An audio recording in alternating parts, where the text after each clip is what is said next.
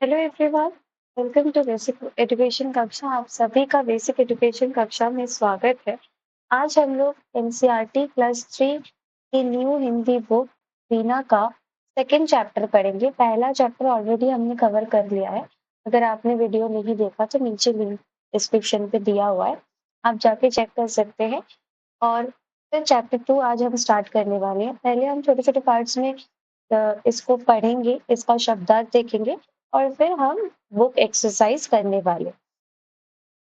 ठीक है, तो ये एक प्यारी सी पोएम है, चींटी। चींटी के ऊपर बेस्ड करके एक पोएम है। ठीक है, तो इस पोएम से हम क्या सीखने वाले हैं कि चींटी का लाइफ कैसी होती है और वो हमें क्या क्या सिखाती है, वो सारी चीजें हम देखेंगे। ठीक है, हर पल चलती जाती चींटी, श्रम का राग सुनाती चींटी। तो पहले हम रीडिंग कर लेते हैं अच्छे से। करी धूप हो या हो वर्षा, दाना चुनकर लाती चींटी। सचमुच कैसी कलाकार है, घर को खूब सजाती चींटी। ठीक है, तो पहले हम इसका शब्दार्थ देखते हैं। आप यहाँ पे देख सकते हो, हर पल का मतलब होता है हमेशा। हमेशा चींटी जो है वो चलती जाती है। ठीक है, मतलब बहुत ज्यादा मेहनत करती है। जब तक उसको सक्सेस नहीं मिलती है वो तब तक अपना कार्य करती रहती है। श्रम का राग सुनाती चींटी।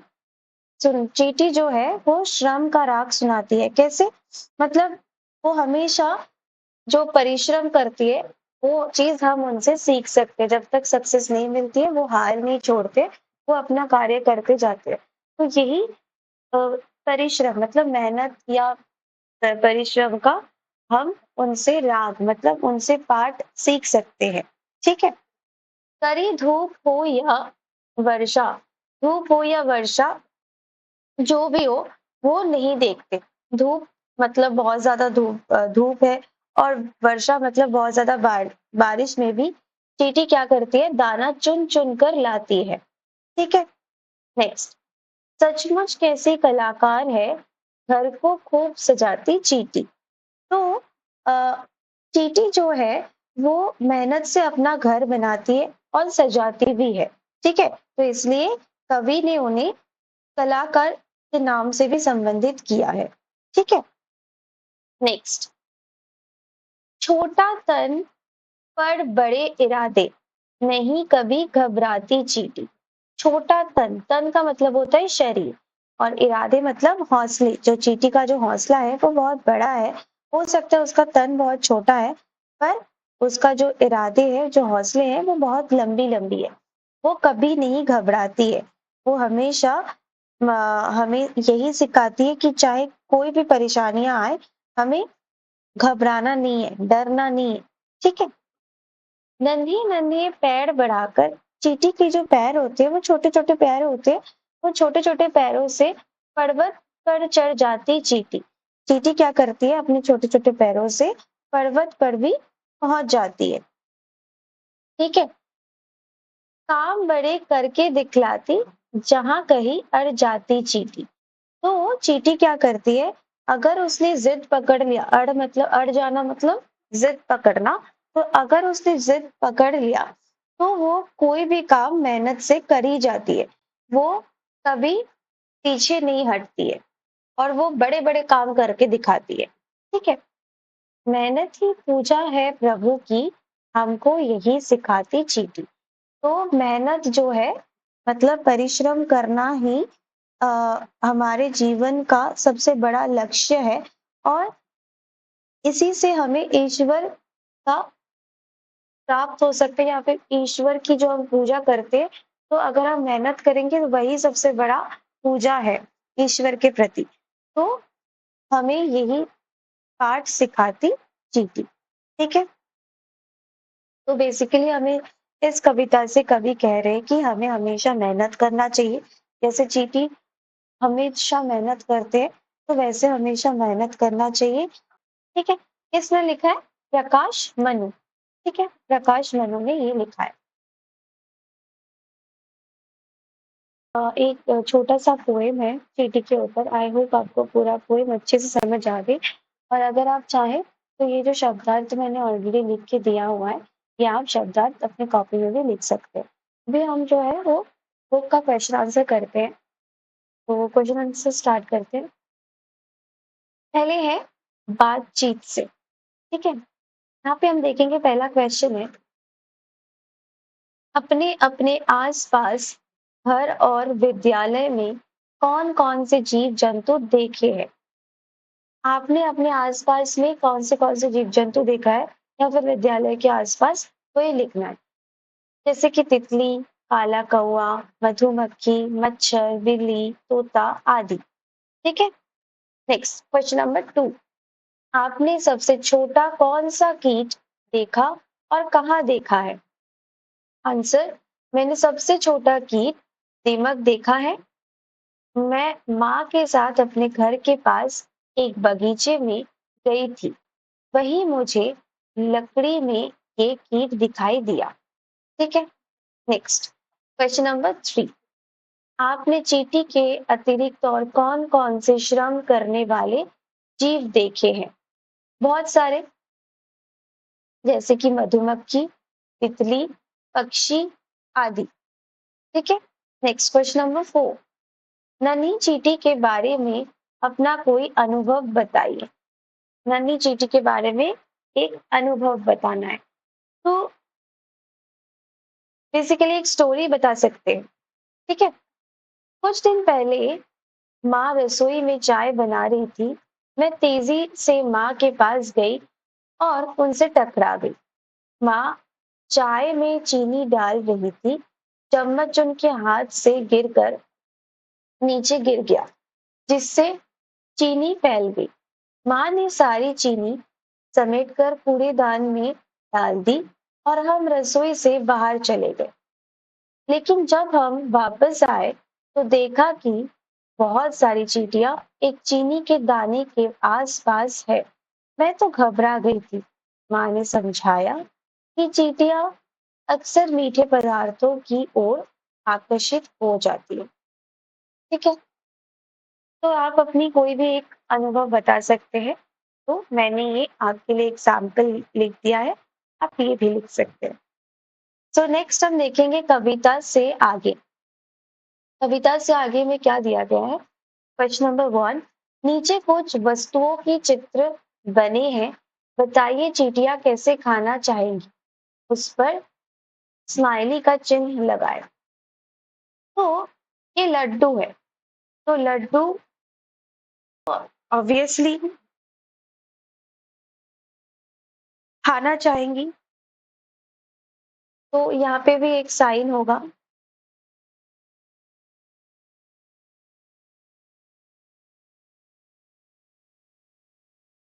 लड्डू चींटी खाती है तो लड्डू तो जरूर होगा। करेला चींटी नहीं खाती तो करेला नहीं होगा। ठीक है। गेहूं के दाने भी नहीं होगा, ये मैंने गलती से कर दिया है।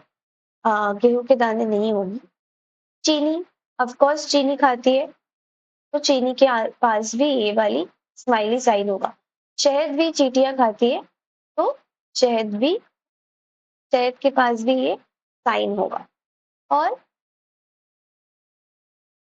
सूखी पत्तियां चींटी नहीं खाती है, तो सूखी पत्तियां नहीं हो। ठीक है। नेक्स्ट क्वेश्चन नंबर 2, निम्नलिखित पंक्तियों को पूरा कीजिए। जैसे कि घर को खूब सजाती चींटी। ठीक है। आप ये अपने कॉपी में लिख लीजिएगा या फिर बुक में। क्वेश्चन नंबर 6, पर्वत पर चढ़ जाती चींटी। नेक्स्ट, ग, दाना चुनकर डैश, मतलब दाना चुनकर लाती चींटी। नेक्स्ट, ह, श्रम का डैश, राग सुनाती चींटी। ठीक है। नेक्स्ट, अब हम क्वेश्चन नंबर 3 देखेंगे। कविता के अनुसार चींटी हमको क्या क्या करना सिखाती है, लिख कर बताइए। तो क्या क्या सिखाती है एक चींटी हमें? पहले तो ये दिया हुआ है ऑलरेडी, कभी ना घबराना। तो चींटी हमें कभी ना घबराना सिखाती है। ठीक है। और क्या सिखाती है? मेहनत करके खाना। वो मेहनत से अपनी चीजें लाती है और फिर खाती है, तो मेहनत करके खाना सिखाती है। नेक्स्ट, घर को खूब सजाना। घर को खूब सजाना क्यों? क्योंकि घर को साफ सुथरा रखना भी सिखाती है। हम घर को साफ सुथरा और सजा सकते हैं अपने घर को, तो वो भी सीख हम चींटी से सीख सकते हैं। और एक चीज चींटी हमें सिखाती है, वो है निरंतर आगे बढ़ते रहना। हमें हमेशा आगे बढ़ते रहना चाहिए, कभी भी हमें रुकना नहीं चाहिए। अब हम देखते हैं भाषा की बात। क्वेश्चन नंबर 1, कविता में चींटी को क्या क्या कहा गया है? पहले तो कलाकार बोला गया था, ठीक है। नेक्स्ट, मेहनती बोला गया, ठीक है, सेकंड नंबर मेहनती। थर्ड में अडिग, वो अपनी चीजों से कभी, वो हमेशा अड़ जाती है, तो थर्ड होगा अडिग, ठीक है, थर्ड। नेक्स्ट फोर्थ होगा पर्वतारोही। पर्वतारोही क्यों? क्योंकि वो पर्वत पर चढ़ जाती है, पर्वत पर चढ़ जाती है, वो भी अपने छोटे छोटे पैरों से, इसलिए पर्वतारोही, ठीक है। तो ये चार चीज होगा। नेक्स्ट क्वेश्चन नंबर 2, कितनी बार आई चींटी? चींटी कविता में चींटी शब्द कितनी बार आया है, इन्हें गिने और उतनी चींटियां बनाकर इस पंक्ति को पूरा करें। तो पहले हम देख लेते हैं कितनी चींटी आई है, ठीक है।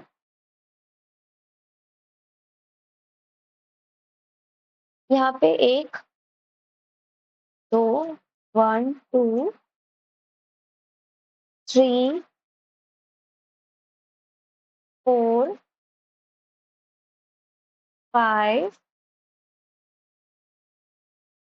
6, 7, 8, तो टोटल 8 बार आई है, ठीक है।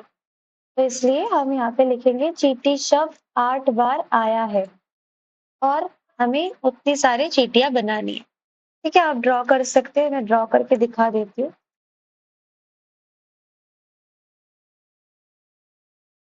आप इस तरीके से चींटी ड्रॉ कर सकते हैं।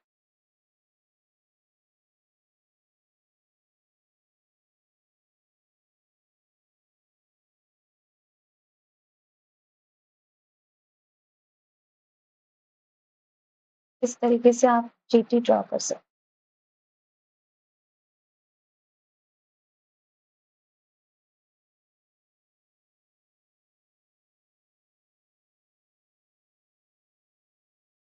ओके, इस तरीके से आप चींटी ड्रॉ कर सकते हैं और फिर कलर भी कर सकते हैं, ठीक है। बहुत आसान है। नेक्स्ट क्वेश्चन नंबर 3, आइए चींटी कविता को आगे बढ़ाते हैं। तो ऑलरेडी 2 लाइंस दिए गए थे, है ना। चीनी का दाना दिख जाए उसको लेने जाती चींटी, तो उसके बाद से हम ऐसे बना सकते हैं, नन्ही चींटी बढ़ती आगे जरा नहीं घबराती है, मेहनत का फल मीठा होता हमको ये सिखलाती है, ठीक है। तो इस तरीके से हम इस पोएम को आगे बढ़ा सकते हैं। नेक्स्ट क्वेश्चन नंबर 4, शब्दों की तुकबंदी। तुकांत वाले शब्द मतलब राइमिंग वर्ड्स देखना है। तुकांत शब्द, ये तुकांत शब्द है। तुक वाले शब्द मतलब तुकबंदी मतलब तुकांत शब्द लिखना है, जैसे कि दाना, गाना। तो दाना गाना ऑलरेडी दिया हुआ था, तो धूप। नेक्स्ट हम देखेंगे धूप, धूप, या फिर और एक हो सकता है रूप, ठीक है, रूप, जो आपकी मर्जी। कड़ी, बड़ी, ठीक है। राग, भाव। देख लीजिए इतना हमने कर दिया यहाँ तक। ये वाला क्वेश्चन नंबर 5 इतना इम्पोर्टेंट नहीं है, तो आप इसको छोड़ सकते हैं। तो यहाँ पे एक पढ़ने के लिए एक छोटी सी शॉर्ट स्टोरी दी गई है, तो वो अभी हम पढ़ते हैं। चींटी और हाथी की छुपन छुपाई, ठीक है। चलिए देखते हैं। चींटी और हाथी छुपन छुपाई खेल रहे हैं। चींटी को एकदम पता चल जाता है कि हाथी कहाँ छुपा है। हाथी का शरीर बड़ा है ना, तो चींटी को कैसे पता लग जाता है जब वो दोनों छुपन छुपाई खेल रहे थे चींटी और हाथी, तो हाथी जो था एक पेड़ के पीछे छुपा हुआ था। तो जैसे कि पिक्चर में आप देख सकते हो कि हाथी एक पेड़ के पीछे छिपा हुआ है और चींटी को वो पता लग गया। कैसे? क्योंकि हाथी का शरीर बड़ा है और चींटी को आसानी से दिख गई। ठीक है, नेक्स्ट अब चींटी की बारी है। अब हम चींटी की बारी देखते हैं। जब चींटी एक मंदिर के भीतर छिपती है तो हाथी भी उसे एकदम ढूंढ लेता है। बताइए, हाथी को कैसे पता चला कि चींटी मंदिर में छिपी है? आप अगर फोटो को अच्छे से देखिए तो आपको पता लगेगा कि यहाँ पे जो चींटी का जो छोटे छोटे पैरों के जो जूते हैं वो बाहर रखे हुए हैं। वो चींटी मंदिर के अंदर जाने से पहले अपने जो छोटे छोटे जूते थे वो बाहर छोड़कर गए। तो इससे हाथी देखकर ही हाथी को पता लग गया कि चींटी मंदिर के अंदर है। ठीक है, सो बच्चों, ये रही एक छोटी सी कहानी हाथी और चींटी की, प्यारी सी। आई होप आपको पूरा चैप्टर अच्छे से समझ आ गया। तो ये चैप्टर यहीं पे खत्म होती है। Thank you so much for watching this video. अगर आपको वीडियो अच्छा लगे तो please like, share and subscribe कर देना। और ऐसे ही वीडियोस देखने के लिए बेसिक एजुकेशन कक्षा को सब्सक्राइब कर लीजिएगा।